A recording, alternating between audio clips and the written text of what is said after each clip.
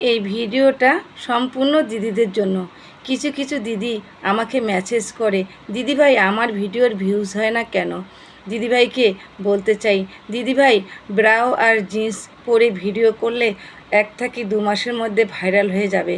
আর রাস্তা দিয়ে যখন হেঁটে যাবেন তখন তোমাকে কিস করে নমস্কার জানাবে। আর তোমরা যদি সালোয়ার কামিজ আর শাড়ি পরে ভিডিও করেন তাহলে 1 থেকে 2 বছর লাগবে ভাইরাল হতে, কিন্তু রাস্তা দিয়ে হাঁটে গেলে তোমাকে নমস্কার জানাবে জোড়হাত করে। তাই তোমাকে কোনটা ভালো লাগবে, কিস করে নমস্কার জানানো না জোড়হাত করে নমস্কার জানানো?